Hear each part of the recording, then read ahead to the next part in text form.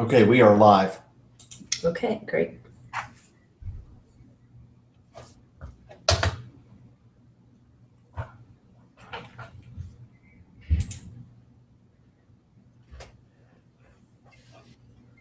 I don't see that on the YouTube link. Should it be up? Oh, never mind. It might just be delayed. Hello? Hi. Who is this? Hi, Tori. You know what? I can't talk right now, okay? You need to call Emma directly, okay?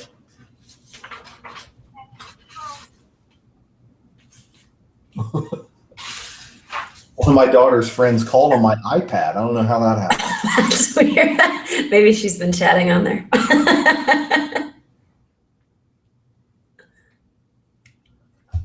So I think the live, okay, yep, it is. Oh, I see you. Yep. Who's this? Oh, great. Hi, Tori. There's a huge delay. Okay. I'm going to turn that off. So for those viewing on demand, just skip like the first 10 minutes here, basically, please.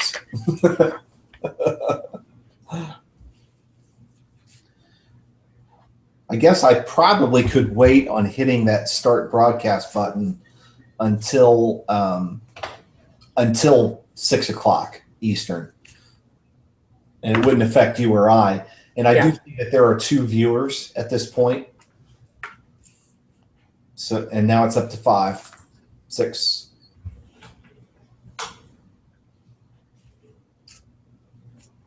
Right.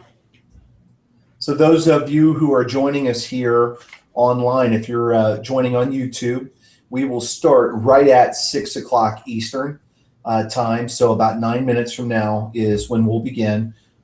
We had 70 people who signed up for the webinar for tonight. And so we potentially could have up to that, maybe more, maybe less. We usually get about 1/3 of whatever signs up. So we'll be interested to see what happens. I'll be honest with you, for those of you who are just signing in right now, we've never used Hangout to be able to do our webinar. So this is very much a kind of a you're our guinea pigs, basically. We're going to test something out to see if it works, because we feel like we can get a broader audience. And the benefit to us is that immediately following today's webinar, it will actually record that webinar, and we'll be able to share that with you a little bit later on via email, so that you can watch it yourself on demand, or you'll even be able to share it with any colleagues that you might have too. So again, those of you who are just joining us right now, we'll start in about 8 minutes.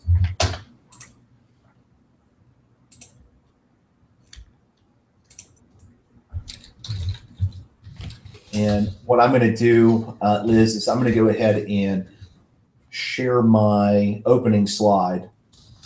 Okay, great.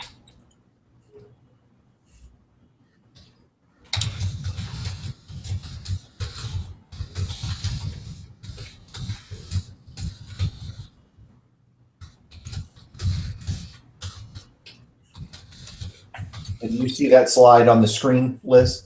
Yes, I can. Okay, great. And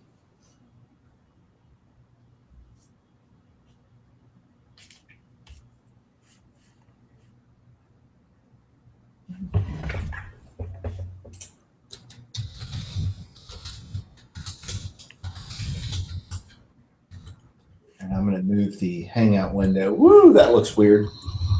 I'm over here. Go back to my PowerPoint. Is it back to, yeah, it's back to the PowerPoint slide. Yes.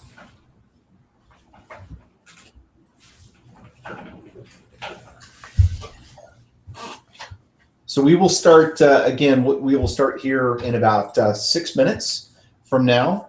One of the things that we did is we created a website for people to be able to share questions with us. And so if you'd like to do that, we provided that as a link on our Google Plus invitation, as well as on Facebook. But the URL for that, and I'll advance one slide so that you guys can see that here.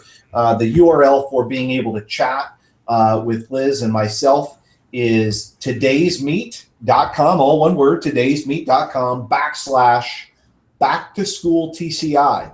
And when you put that in there, it's going to ask for you to put in a nickname that you will use to be able to identify yourself. And then you can pose any questions that you have throughout tonight's webinar, as well as any questions that you might have to us or to each other, or if you're sharing links. It's just a great resource. That room, that chat room, will actually be open for 1 week. And so if you see a great post or a great question that somebody answered in there and you can't remember what that question was a little bit later on, you can actually go back to that very same URL for the next week and be able to access it. It'll close down on Tuesday. So I'm going to leave that slide up there because it has our website. And what you could do is basically set up some smaller screens there for yourself. One, to be able to have the chat available for you, as well as to be able to see the video broadcast for our webinar tonight.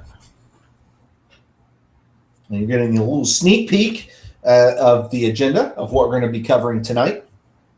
So I'm going to go over 5 things in less than a half an hour. So the pressure is on me to be able to make that happen.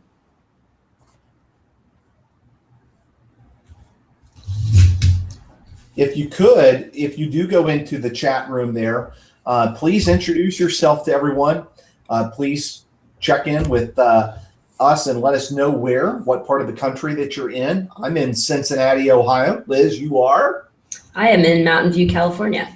That is the mothership. That's where we have our home office there in Mountain View. So Liz is there. She works with product support, and I'm a national account manager. So you have 2 TCI nerds with you tonight.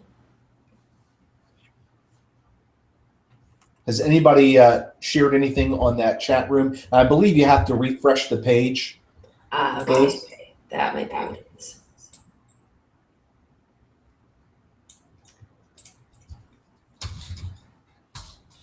I don't think it populates in real time. I think you actually have to refresh or reload the Today's Meet page.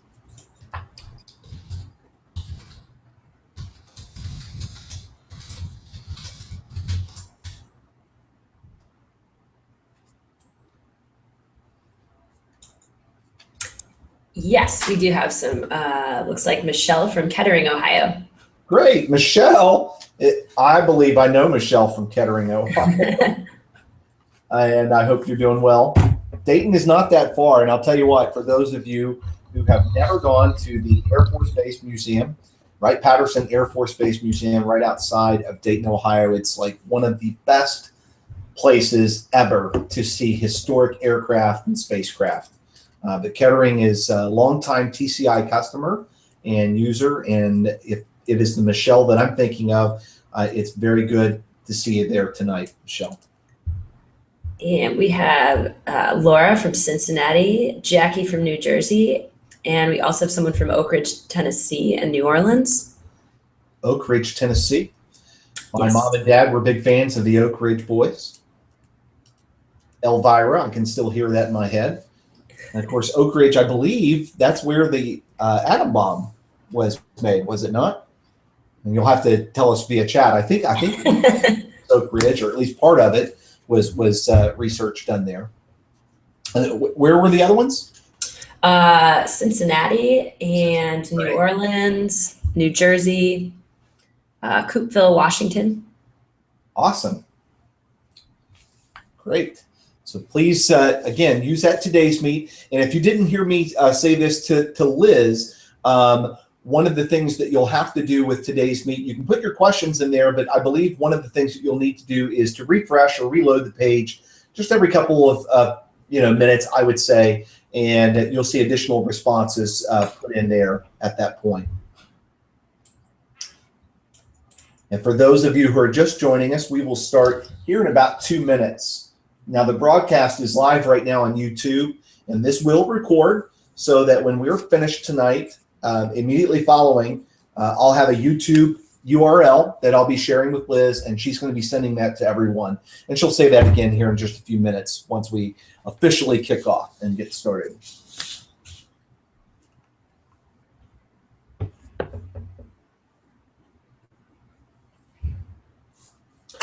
So believe it or not, Liz, my kids started school today.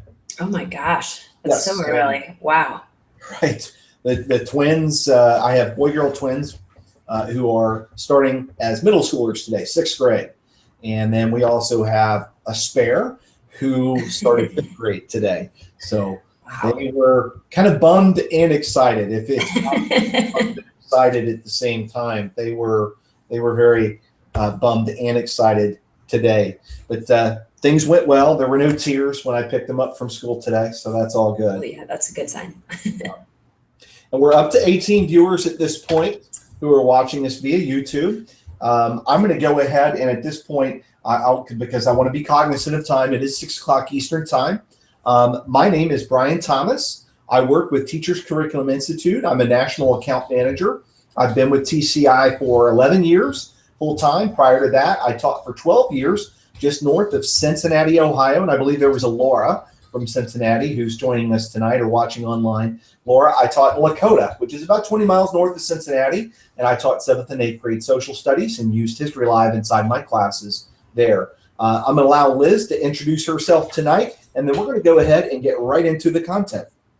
Sure. So my name is Liz Podgurski. I work here in Mountain View, California. I am one of the product and customer support associates. So if you ever call TCI, I might be the one answering the phone. Perfect. And I really appreciate Liz joining tonight because she's going to be monitoring today's meet to be able to see any kind of questions. And she perhaps will be answering questions there that may come up, as well as may even interrupt me and tell me to shut up. I'm used to that. And say, hey, Brian, we've got a great question that people want to hear an answer to. So tonight, in the half hour that we have, what we want to do is we want to talk about the 5 tools that are going to get you going and get you ready for your classroom starting right today if you were at St. Lawrence Elementary like my kids. So we're going to look at using the presentation tool as a visual lesson guide, because that's how you're going to begin preparing to teach all of these TCI science or social studies lessons.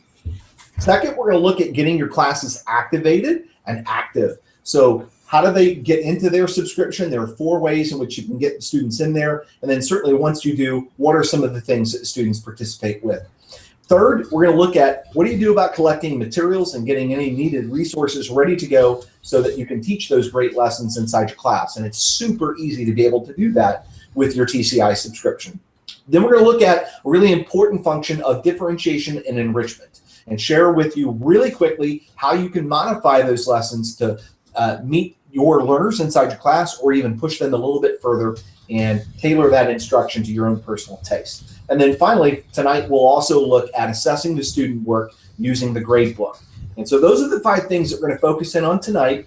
After we're done, this recording will be available on demand, and Liz will send you a link to that. Feel free to watch it yourself in review and also share it with other people. And at the end of this evening as well, I'll share with you, both Liz and myself, our contact information so that you can get in touch with us if you need. Throughout this evening, we'll be using today'smeet.com/backtoschooltci to post any questions or links that you might have. So with that, I want to go ahead and hop right in and start talking to you about your TCI subscription and how you go about getting ready by using the visual lesson guide. So I'm going to share this in real time. So I'm going to escape out of this PowerPoint. And what we're going to do is we're going to look inside my TCI subscription. So if you've done this, you've gone to our website, teachtci.com. You'll click Teacher Sign In. It's going to ask for your email and your password. If you've not set up your teacher account, definitely get in touch with your coordinator within your district, or in a pinch, you can even call us or contact us and we'll get you in there. But once you log in, what it's going to do is it's going to take you to a screen, and I'm going to log into the 5th grade science program. It's going to take you to a screen where first you select from your TCI program. So I'm going to find the one that I'm going to use here at the beginning, which is the 5th grade Bring Science Alive program. I'm going to click Teach Now. It's going to take me to a home screen that shows me my table of contents. Now, whether you use our science program or social studies program, That all is going to look very similar. The only thing that's going to change is the name of the program. What you see right here are the individual lessons that we create at TCI. And what we want to do is we want to see one of these great lessons. So I'm going to click on Chapter 4 of Unit 1, what is the role of decomposers in an ecosystem? And what I'm going to see is a presentation that will open up, and I'm going to use that as my tool of getting ready. It's a visual lesson guide.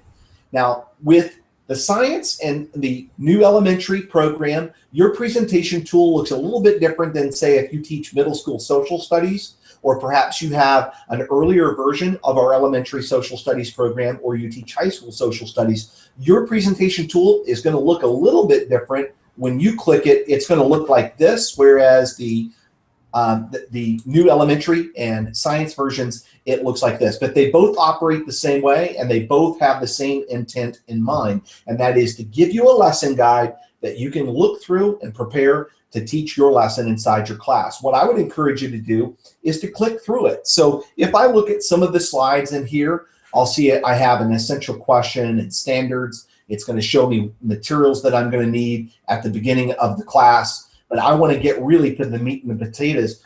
Give me the classroom procedures for this really great activity.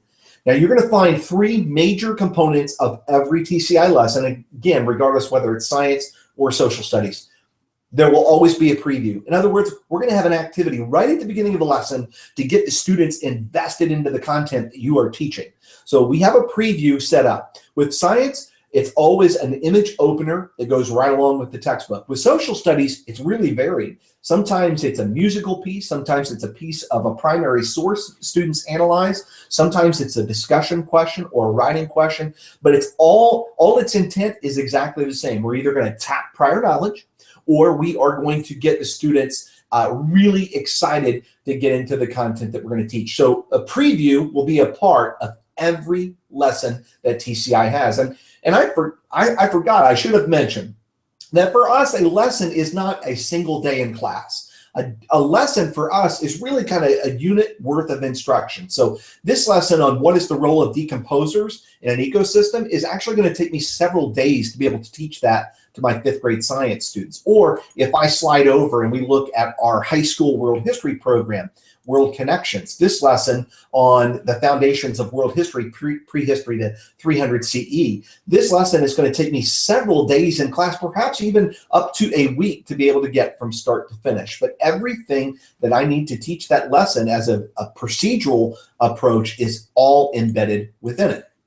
So as I click forward, we move away from the preview, and one of the things that you'll see is you'll see every now and then that we're going to challenge the students to read the text. Sometimes it's at the beginning of the lesson, sometimes it's at the end of the lesson, and sometimes it's embedded throughout, and it really depends. So look at your visual lesson guide for the lesson that you pick, and it will always put prompts in there for your students so that you know and your students know when they should be viewing their textbook. And it's super easy to be able to do that from your teacher subscription just by clicking Student View. So if I click Student View right now, it's going to take me to Lesson 4 in that unit, Unit 1 from the Bring Science Alive, and there's my textbook that the students either have in print form or they have an online copy of right here. And we'll take a look more at the student side in just a little bit, but I want to go back to the presentation that we were looking at.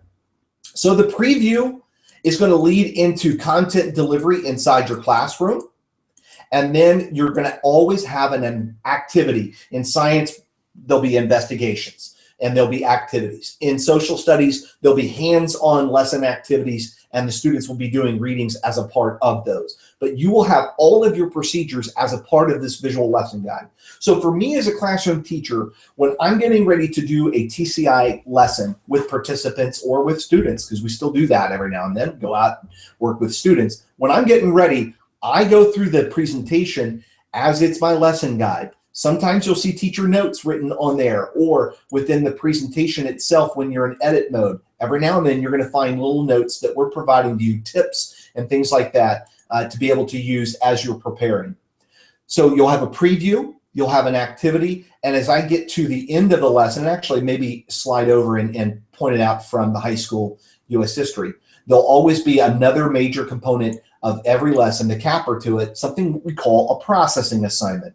And what it does is it challenges the students to demonstrate everything that they've read in their text, everything that they've done in their activity, and demonstrate that they have a really deeper understanding of what that content means. So in this example right here, we're going to ask the students to write a multi-paragraph essay on the essential question. So how did humans progress from bands of hunter-gatherers to the great civilizations of the world? And we're going to look at this word bank over here because we're going to expect the students to use at least 8 of those inside their multi-paragraph essay and express their opinion. So we're going to have step-by-step directions for the students to be able to complete that. And as I was saying before, you'll find little teacher tips and things like that. We even provide a little tip right here in this one for quicker coverage. So if you don't have all the time in the world, and who does as a teacher, if you need to cover content a little bit quicker, we'll provide some pacing that will help to speed things up, a suggestion for you. So the presentation tool is a visual lesson guide. It's what you use from start to finish. It has 3 major components with every one of the TCI programs, science and social studies. You'll have a preview that gets the students into the content. It has the content delivery phase where there is some sort of an activity and reading to go along with it, and students will be taking notes. And then at the end of the lesson, there is a processing assignment. Now I'm going to go ahead and move off of that and get ready to talk to you a little bit about how you get your students access to those the student online text and get them activated. But before I do that, let me stop real quick. And Liz, are there any initial questions that we need to take right now based on the lesson guide? We don't have any on the lesson guide. Okay, excellent. So I'm going to go ahead and close these 2 windows here and close that one as well. Actually, I want to go ahead and talk a little bit about getting your students activated. So it's really simple to be able to do this, and everybody has the very same type of tool regardless of your program that you're using from TCI. Elementary science, social studies, middle school, high school, doesn't matter. In the upper right-hand corner, there's a cogwheel. What you're going to do is you're going to click on that cogwheel, and you'll see a link right there where it says My Students. The very first thing that you'll need to do, if you've not done it already, is to create a class where you can put your students in. So that's going to be the first process that you will follow. It's really simple to be able to do that. To add a class, you just follow the instructions. So first we click a button to add a class. We give it a name. So we'll call this TCI. We give it a class period. So I'm going to say it's third bell. And I add my class. And so now I have a class, but now I need students added in there. So you can see I have a first, second, and third period. But look over here underneath students where I can see add and edit. When I click add and edit, I'm prompted to go ahead and add my students right here. So I'm going to click the middle button, add students. And I have 4 methods by which I can add students as a teacher myself. Now your administration can also add students too, but if you're doing this at the teacher level, that's what I'm showing you right here. So the first method is probably the most time consuming, and I would say it's probably most appropriate for early elementary, and that is you can hand enter the accounts so that however many subscriptions that you have available for your students, you can create that many student accounts. So you can go in and you can put in their last name, their first initial, put in their username, their password, and do that all by hand and add those students in. Now, like I said, that's probably the most time-consuming one and probably the one that's most appropriate for early elementary. Now, the other 2 that I'm going to show you, I'm going to skip this one and come back to it here in just a second. I want to look at batch imports. So one of the things that you can do is you can do a batch upload of your students as a teacher. So we'll provide for you a template that you download. It looks like this in the background, looks like an Excel spreadsheet. You'll fill in this information. For many people, they already have this information, first initial, last name. Their username a lot of times is their student ID. So they'll have that information somewhere else on a spreadsheet, an Excel doc, a Google Sheets, and they'll copy and paste that right over into the CSV template that we provide, as well as provide some additional information. So what do you want their password to be? What's your teacher email? It's going to ask about a program code. Now, where would we find that? Right under step 2, you're going to see your program code right there. And then, of course, the last thing that you want to do is to make sure that you identify the class bell that you want them in. So I had 3 classes that I created. mine would need to be a 1, 2, or 3 in that last column there, H. Now, once I have that, I can come back to this, click choose file. I would upload that CSV template that I have been working on, and it would create all of my student accounts for me. So that's definitely easier than hand entering each one of them. By far, though, the easiest one of all of those is the last tab, and that is where you can actually have the students sign up. So what they need for that is the students only need your email, and they certainly need to know what class section that they're in, first, second, third bell, whatever. They're going to need those 2 pieces of information. And what will happen is if they're going to go to our main website, instead of clicking teacher sign in, they're going to click student sign in.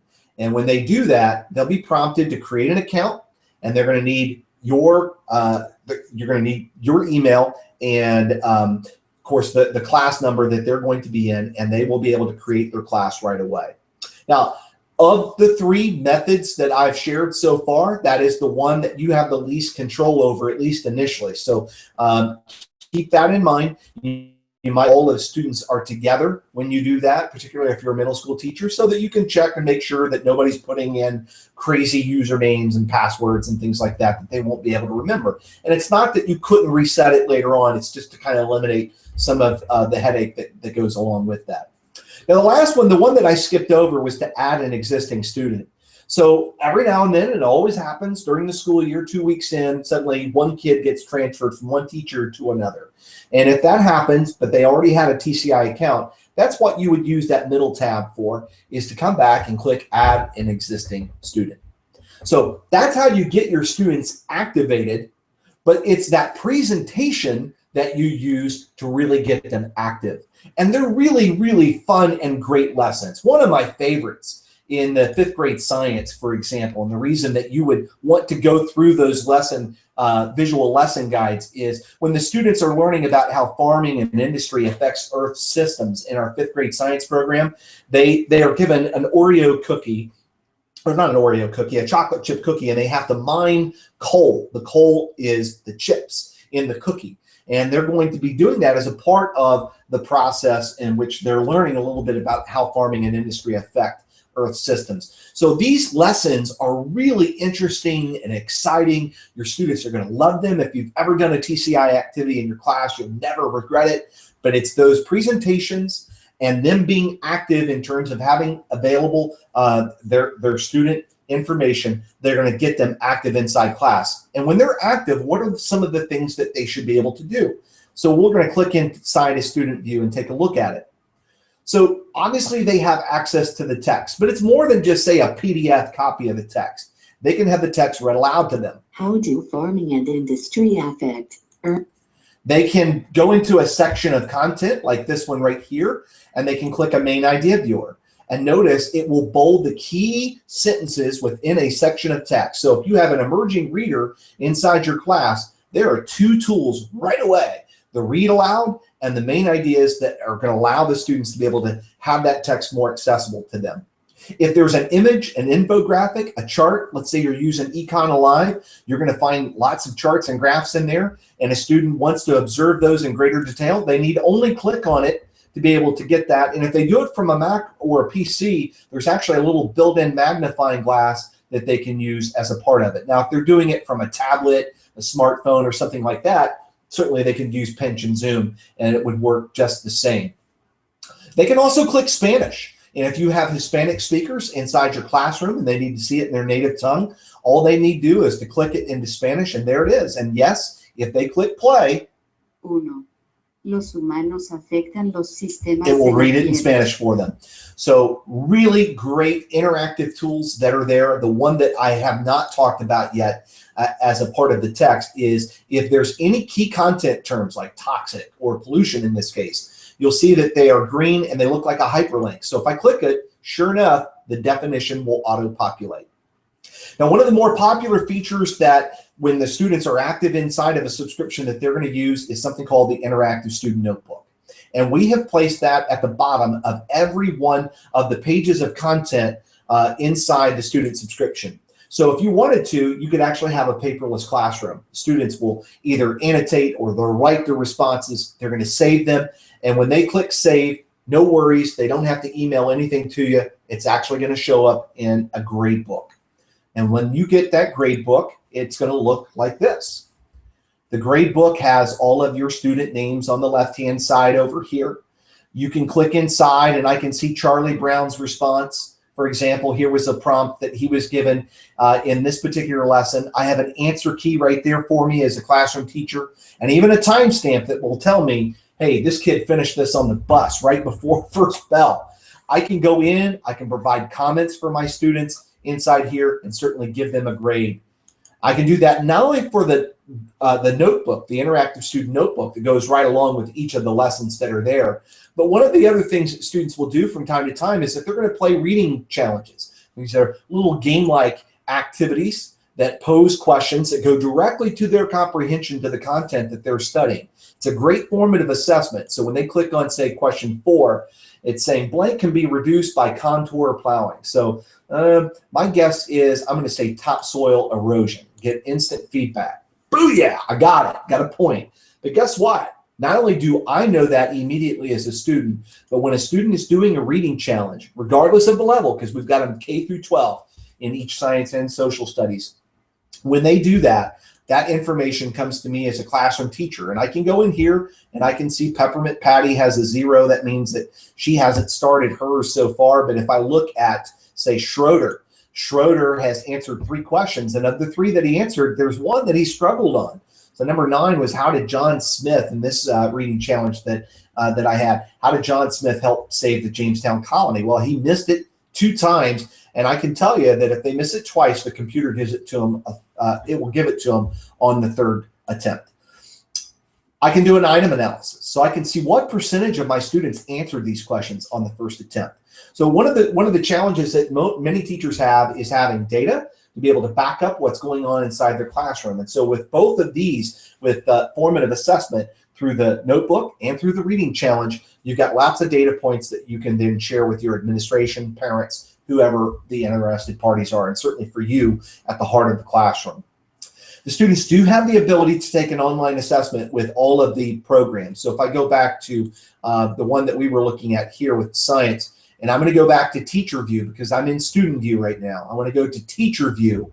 So I'm going to click on teacher, and notice my menus changed. There was the grade book that we were just looking at right there. Of course, I only have 1 student in that class. That would be great, wouldn't it? But when I'm back here, the students do have the ability to take both formative and summative assessments with TCI's program. And when you're looking at that, it's really easy to be able to get to. You click on the link for assessments. You pick the lesson that you want to be inside, and it's going to show you all the options that you have available to you, both on the formative and summative side. Now, with summative assessments, we create really 3 avenues for you to attack this. Certainly, you can create, or I should say, use the test or assessment that TCI wrote when we created the program. You could do that. Second, and probably the most popular right now, is teachers, a lot of them like to create their own printable assessment. And that's where you can pull in existing TCI questions, even create your own, add or edit other questions that other teachers have provided nationwide who are using the same program as you, and then print out a form of that assessment and give it to your students. But you do have the ability, and the students do have access if you give it to them. If they have a student subscription, you can give them an online assessment. And it's the very same method for creating a printable assessment. The difference is you assign it, it goes live to those students, and they can take it. And for those of you who are curious, you can turn off the ability for them to be able to see their text when they're taking it. And anything like that would happen up in your cogwheel in settings. It's real simple to be able to change the management of how you use the program by using that cogwheel. Now, again, I'm going to take a quick pause right now because I've gone over a lot right there. And Liz, are there any questions that I need to spend a little bit of time or focus in on? I think we're on a little bit of a time delay, but we did have a question about the presentations. And can you start in the middle of them, Brian, or do you have to start from the beginning? That's a really great question. So what I would recommend is, as a teacher, even before you would do a lesson, make sure that you click through, because teaching is a private practice. We're all going to go about it kind of a different way. And so some teachers will modify what they present to the class, whether that's actually modifying the presentation or starting somewhere in the middle. Certainly, as a teacher, just put on your thinking cap as you're preparing. Think about your class and what you're teaching. Ultimately, you want it to match up against the goals and objectives that you have inside the classroom. So if there is extraneous material that we have in our presentation, doesn't necessarily need to be taught inside your class, I could certainly see where somebody would skip over that in favor of spending a little bit more time on what is covered in terms of your state or your local standards. So absolutely, I could see that. But in most cases, and to me, the art and the beauty of TCI, why it's like chocolate to me, is that when I was a classroom teacher, I never had time to write lessons during the school day. Sure, I had a planning bell, but I'm in IEP meetings and 504 meetings. It's that presentation that saved my bacon, because I was able to have a really great TCI lesson that was hands-on, engaging, really content heavy and meaningful, even for my low end all the way to my high end and gifted students. They were all being reached through the very same lesson. Did I make small modifications? Did I tweak things here or there or add in my own flavor? Absolutely. But it was that lesson being provided for me that really saved me a lot of time. Liz, any other questions? That's the only one. Okay. So one other thing that I want to share with you is talking about those different students that we have inside the classroom. How can I tailor a lesson specific to a group of students? And we've been looking at 5th grade science. I want to switch things up, and let's go early elementary and maybe look at, what should we do down here? Why don't we do kindergarten, me and my world. That's fun. If I'm teaching a lesson, say, what is family? And I wanted to differentiate this lesson to the students inside my classroom. If I go under the more category, you'll note that you have a tool right here called differentiating instruction. And inside there, we provide you links and models for how you can modify the lesson to more meet the kids that are inside your class. So with students who need additional support in this lesson, here's a modification idea that is lesson and activity specific to what is a family. Not some generic suggestion that you could Google, but a specific suggestion that you can use and tailor to your class. Enrichment. So if I have GT students inside my class and I want to tailor something specific to them, then I've got a modification support there. Now TCI, we have K-12 social studies and we have K-5 science. And we probably have, I don't know, in excess of 400 lessons between those two. And with every lesson that TCI has created, a special educator, gifted coordinator has had their hands on it to make modifications that are lesson and activity specific. And I think we are the only publisher out there that can say something like that. And that says something. We care a lot about making sure that every kid in this classroom that you have is able to learn and do the same lesson with their classmates, but perhaps with some modification support. So definitely check out the differentiating instruction. Just like I did with kindergarten, I'm going to switch to a completely different subject. So let's go to high school and let's take a look at Econ Live. And I'm going to go under this more category, and instead of looking at differentiating instruction, lastly, what I want to look at is enhancing learning. In enhancing learning, this is where we provide you additional web links and resources that you can use. So when I'm teaching an economic way of thinking, if I open up this little link on Freakonomics, there's a link that will take me right to the Freakonomics website, as well as some additional resources that I can gain and use inside my class. So if I am going to spin off and spend a little bit more time on this particular topic, we'll provide you some great resources. And where do you think we got those from? We got them from you.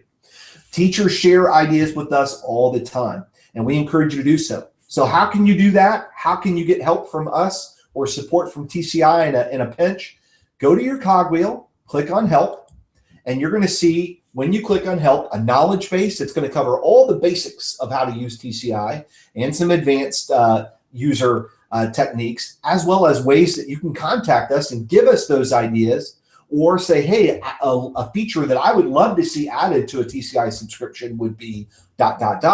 You can see what other people have said there too. Or if you do need help, you can give us feedback and get support from us right away. So this is how you can reach us. Again, how did I get there? I went to the cogwheel, click it, and go to help. As a teacher who's used TCI in their classroom for years, what I would tell you is you'll never regret the hands-on lessons that your students do. You're going to love them. Your kids are going to love them too. And we're excited to hear from you about how you're using those programs in class. So tonight, what we did is we looked at how you use the presentation tool as a visual lesson guide. We looked at getting your students activated and active inside your class with those great TCI activities. That's the one thing I forgot. I knew I was missing something: materials and resources. So let me go back to a lesson here real quick, because I have 1 minute I can see. And I'm going to click on first grade science. So if I'm doing a lesson, what do different parts of plants have? And I'm teaching this lesson, how do I know what materials I'm going to need to carry off this lesson? We make that super easy. We've got a link right up here, materials, and everything that you need. So if it's science, we have lab kits, obviously, with any investigation students are doing. You can see the materials that you'll need from your kit, or if you're doing social studies, you'll oftentimes see PDF documents, and even with the science as well, that you can download. So that's the one part that I missed there, and I apologize about that. So we looked at getting the materials very quickly that you need to do. We also talked about differentiating and enrichment, as well as how the grade book is brought in to be able to assess all of that student work. So as we're closing out tonight, again, want to be cognizant of time. Want to take any last questions that perhaps may have come in on today's meet, Liz. Yeah, absolutely, Brian. We have a question about the procedures section under that teacher resource. Yeah. So in the social studies program, you will see, if I go to it right here, you will see when you're inside a subscription like this one right here, World Connections, under the More and Teacher Resources, you're going to see a procedural link that you can click. And what it will do is it will break down the lesson. So that visual lesson guide that we're clicking through, the presentation, we based it off of these written procedures. Now, when we created the science program, as well as did the revision for the elementary social studies program, we literally started from the ground up with making the visual lesson guide as the center point. So what these procedures are is, if you teach middle school social studies or high school social studies and you want to see the written out procedures, you can print them out right from there. Now, for those of you who might be curious, is that something that is coming for the elementary social studies and the elementary science program? It is. We just haven't added that feature yet, but stay tuned. It is coming. Any other questions, Liz? We just have one, and I believe it's in reference to the webinar. Will it be available for sharing with the other teachers in the school? Absolutely. So as soon as I click, I'm done with this Hangout tonight, it will record it onto YouTube. I'll have a link. I'll be sharing that with Liz, and Liz will be emailing everyone tonight. You'll also be able to go to our Facebook page and see it there, probably tomorrow or Friday, as well as we'll post it on our blog for live, not a live feed, but an on-demand feed right within inside of our blog. So we'll put it in lots of different places, but absolutely share away, wear it out, give it to all kinds of colleagues. So with that, let's close out tonight. I want to thank Liz for moderating the today's meet. Liz's contact information, it's really simple to be able to remember. If you have a product question, it's liz@teachtci.com.